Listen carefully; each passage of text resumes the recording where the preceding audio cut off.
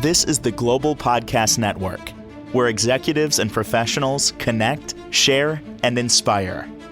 Stay tuned for the conversations that drive success.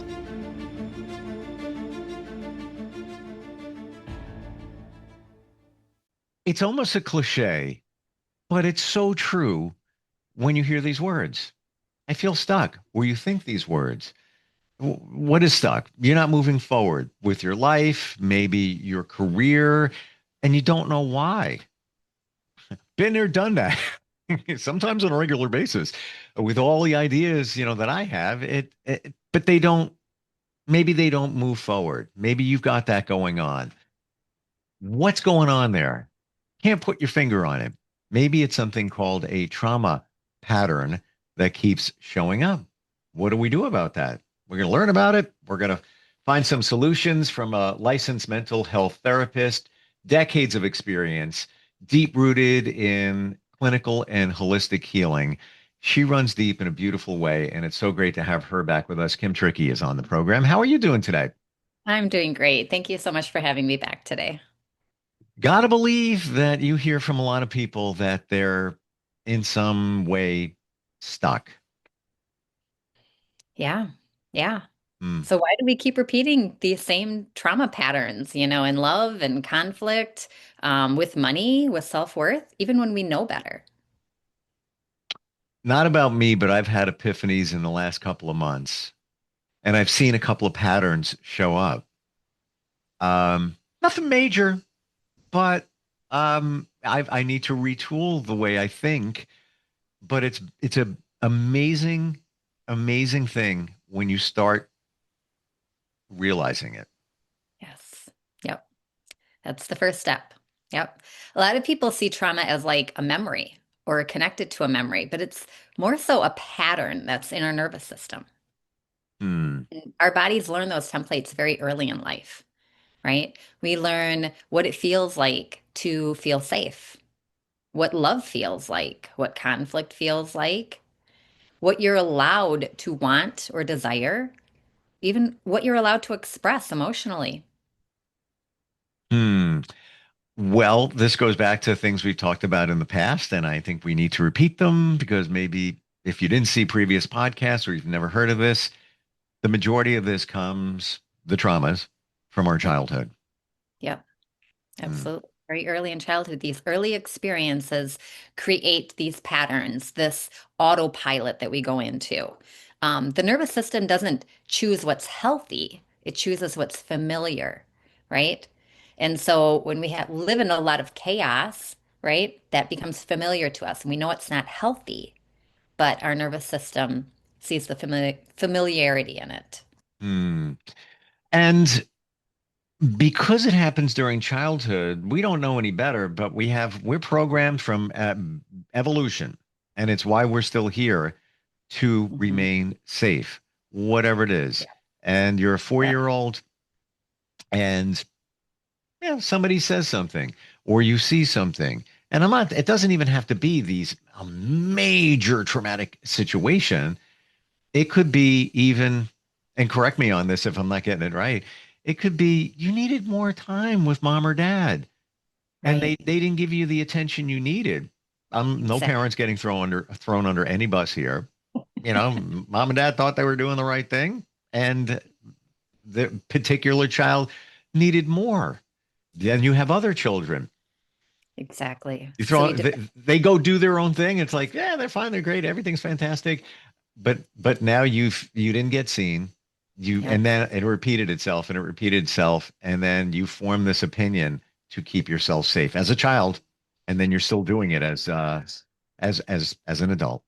100%. We develop the patterns to keep ourselves safe, right? This repetition is our survival mechanism, right? Mm. But often it's seen as self-sabotage, right? Because our nervous system might have learned that love is inconsistent, or that conflict means we need to shut down, or our achievement equals our worth, or chaos feels normal, right? And so it will recreate these dynamics often because they feel predictable and they're familiar with it.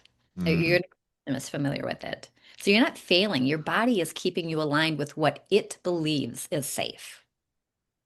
That's a very profound statement because we look at it as, "Huh, I'm failing. At that, I was gonna start that side hustle and it didn't take off, and I'm stalling, and I'm a failure. Here we go again. Failure, failure, failure. But we're not. No, we're not. Mm, mm. We're doing what we're supposed to do, Right? really. Exactly. So these trauma patterns will continue to repeat until the body can feel safe enough to choose something different, right? You can't mindset your way out of a dysregulated body. You have to address the different features, right? The survival brain, the inner child that's often suffering from these trauma wounds, the protective parts, and the somatic imprints that have happened. So this is where the modalities that I use, like the somatic therapy, the breath work, the cambo, the ketamine, all become so powerful because they create an opening in our nervous system for this new wiring to occur.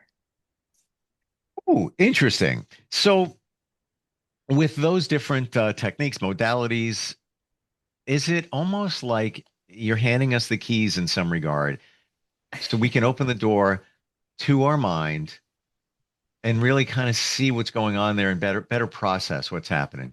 Yes, absolutely. Absolutely. And so, again, first sign is always recognizing the pattern, right? Just like you said.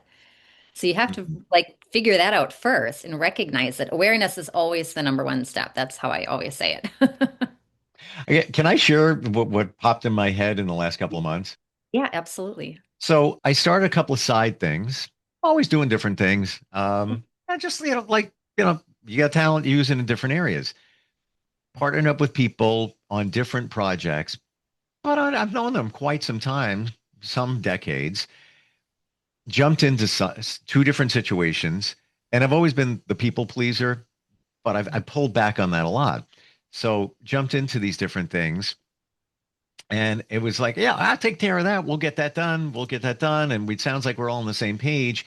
As time goes on, then I realized, well, wait a minute. I'm doing the lion's share of all of this, and the other person really isn't. Hold on a sec there.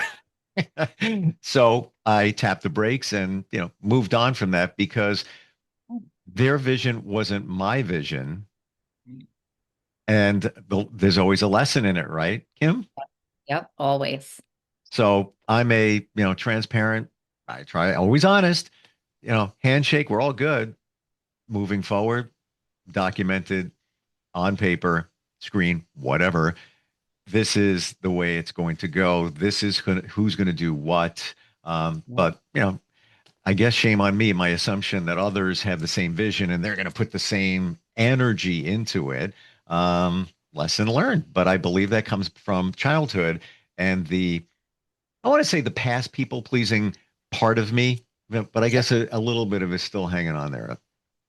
Yeah, we fall into them so easily, Yeah. Oftentimes we feel like, okay, we're good on this thing, and then we're doing something, and all of a sudden we recognize it again. Like, Yeah. oh, here it is. Yeah, nothing bad, and it's just hey, if others put the same attention and energy into a project that I am, and we're good. Hey, sometimes do you want to take it all on? That's great. I wasn't doing that.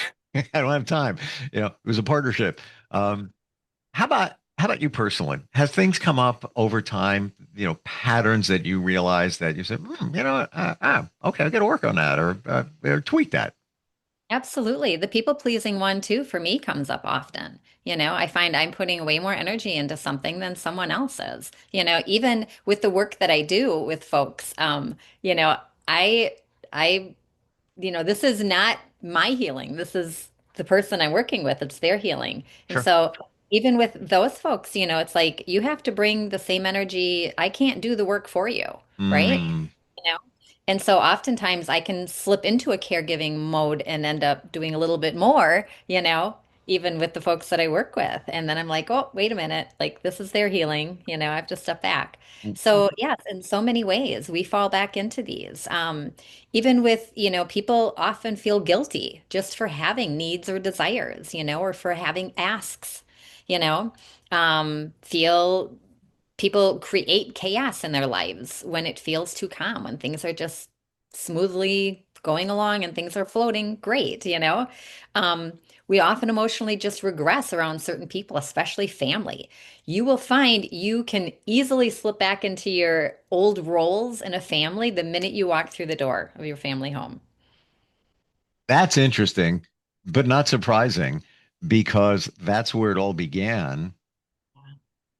And, I guess I'll go hypothetical here, but you walk in, you see your family, maybe mom, dad, whatever it is, and it kind of almost like a time capsule takes you back to, you know, It does. when you were a kid, even though you're an adult. Yep. Yep. And Mm. certain things people say or do, you get those same feelings back, right? Hmm. But again, doesn't it come down to awareness? Yep. Just recognizing it. These are the patterns, right? So even people who keep choosing unhealthy relationships, right? Or falling into the caretaking role, people who avoid intimacy, chasing love, accepting minimal energy back from people in relationships, those are all patterns that we get stuck in those trauma loops. I'm So sure yeah. you've heard it a ton of times, but it's such a beautiful thing when somebody realizes it. And I'm sure you've worked with people that engage in the same types of relationships, and that we hear it often. Friends, I hear it, there's no good men out there, there's no good women, they're all crazy. Because you keep either attracting or allowing those people in your life because you're trying to address something from your childhood, either you didn't get or you feel comfortable with. But once you have those realizations, somebody works with you, it's got to be a beautiful thing where you realize, oh, I'm not, no, why did I accept that before? That's not me. And you push all that aside until your person comes along. And maybe you got to wait a little while, but that's the way it should be. Right, absolutely. I can't stress enough, and I tell everyone I work with about this all the time. You have to be gentle with yourself as you go through this process. Awareness is not meant to be shame, right? We want to be aware of it, but we don't want to shame ourselves or, like put ourselves down or be negative about, well, the awareness of these are the patterns we developed. It should feel more like it's liberation, right? These patterns only lose their power when they're seen. So every time we see them and recognize them, they're losing their power. Hmm. Should we also say that don't feel responsible for Right. these things? Yes, 100%. Yep. Hmm. You created these patterns in order to survive, Yep. right?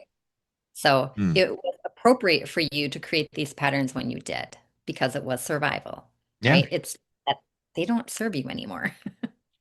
Well, I mean, it's been said too that look at it as an old computer.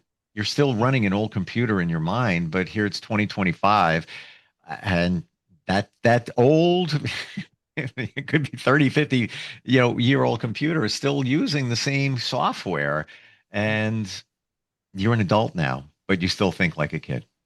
Right. Hmm. Exactly. How do you help people? Yeah. So how do you break free from this, right? Yeah. So, some actionable steps that folks can take is again, number one, name the pattern without judging it. Okay. So, like saying it out loud. Oh. This is a protective pattern that my body learned and created in order to survive. So, this will shift you into compassion and not self-blame. Hmm. So, that's the first thing that you'd want to do Why and I've heard that before, even name an emotion or give it a color. Why is that so important? because it takes power away from it, right? You're putting more label onto something brings it more into the light, more into your awareness, right? And that takes power away from it. And also then it takes you away from the self-blame and shame that we often will create about it, right? If we just label it blue or red or whatever, right? It's we're taking judgment away from it. Does that make sense? Yes, and I believe it's also helping us better understand it because when you know it's floating out there, and congratulations on really having that awareness. But our minds, it's, like a rock, you throw inside your head and bing, bing, bing, bing, bing, it's bouncing all over the place and you can't really get a fix on it. But when you name it, it's got an identity and it's like, oh, there you are again, and give it a Joe, there's Joe again. Here is, there's Green again, whatever it is, you can Right. better laser in on it. Exactly. Hmm. Exactly. I always Helps. wondered how that worked. It furthers enhances the awareness of it, right? And then you can move into identifying the nervous system state underneath that pattern. So then asking yourself, okay, am I in fight? Am I in flight? Am I in freeze? Am I fawning? Am I overfunctioning? Right? The moment you identify the state that you're in, you're already stepping out of it. Right? So when you Oh, already have that ability of like, oh, I'm in fight mode. Like my fist is clenched. I'm in fight mode, right? You're already taking power away. You're already stepping away from it, right? Because you can see it. You're not in it. Does that make sense? yeah. Wow. That's refreshing to know. Yeah. Because instead of just recognizing it, you're moving, you're not stuck. Essentially, you've taken a couple of steps in the right direction. Can we look at it as the people pleasing thing? Let's do that. We both, we admit that one. Um, let's say that shows up again. Take us from the beginning of that. Give it a name like that. I'm just all hypothetical here. Sure. So far the two steps would be, just again the awareness, like, oh, I'm putting too much energy into this project. I'm noticing that the other person is only bringing 20%. I've been putting 80% into this project. That's the awareness, right? Yep. And then what is the protective pattern underneath that, right? Am I going into fight? Am I upset with that person, right? Am I getting ready to like confront that person? Or am I in f flight? Am I like going to start backing off and not saying anything? Kind of the quiet quitting, so to speak, right? Okay. Or am I just freezing? Am I like not going to do anything? Am I just going to step out? Am I going to abandon the project? Right? So those are the nervous system states underneath the pattern. Does that make sense? Completely. And is there any wrong answer in that, whether it's flight, freeze, whatever? No, there's no right or wrong here. You know your body and you know what you're doing in your patterns. So, yeah. Interesting. Um, and just, side note on that pattern, it may be you want to succeed, not people please. You just want it to work. So you're putting yourself into it, but the other person isn't, Right. you know, Right. but maybe, you've had that. Maybe it's a fear of failure. I'm not going to fail. I'm putting my best effort into this, but I guess that's a pattern too. Right. And absolutely. And I could see that person that is that fear of failure coming out, them going into maybe freeze or maybe flight mode or something with this project and just saying, nope, I'm out. Right. Hmm. Wow. So, we identified it. Would we give it a name at that moment? No. So once you can identify what the pattern is and then identify what the nervous system state is, the fight, flight, freeze, fawn, situation, then you can go ahead and use some microsomatic practices to shift that pattern, right? So we can do breath work. We can do a grounding touch, which could be as simple as just putting one hand on our chest and our heart and one on our belly and saying to ourselves, I am safe. I am here. I get to choose differently, right? So these kinds of really quick little somatic exercises can really help shift us. When you feel yourself reacting to your wound, you can even pause and just, what is the smallest action that my healed self would choose right now, right? And that one question can begin the rewiring process, right? Hmm. I love how you presented that, my healed self. It's almost as principles of manifestation. You're already healed. Yes, absolutely. Hmm. You're seeing it as it's already done, which makes it easier. Yeah, You know? absolutely. And you're just doing a quick somatic thing that's helping you feel better, right? And then you can go into reparenting that inner child, the inner child that created that pattern in the first place, right? The patterns are almost always reenactments of childhood roles, right? Yeah. We Yeah. had, you know. So the reparenting is not a mental exercise, it's a somatic one. So, doing the heart and heart, hand over heart and belly kind of connection, that somatic practice can be very, very helpful. Doing all these somatic exercises can be helpful because you're moving then that trauma out of the body, right? You're validating your own fears, your own needs. You're offering the support that you never received as a child, Mm. right? All of these things. And so this is where my iBest program shines, right? It gives a structure for that deep inner child somatic repair. In my journey, I'm going to say two words. It works. It works. And I know for some, it's like, you don't understand that way I'm going through it. Not minimizing anything, but look at it in a different way because there's reasons for everything, why we do, how we do. I want to press the pause button here for just a moment and mention your book, which is Yeah. about grief, right? Yep. Yep. Absolutely. So just kind of going a little bit further, grief encompasses so much of our lives, right? It's not just when, and I shouldn't say just, but when someone we love passes, that's a huge loss for us. But we have Mm. other losses in life too. We have losses around our jobs, around relationships, um, even around our trauma, right? We have grief for the childhood that we never had, that we deserved to have, right? We have grief for safe love that maybe we never received.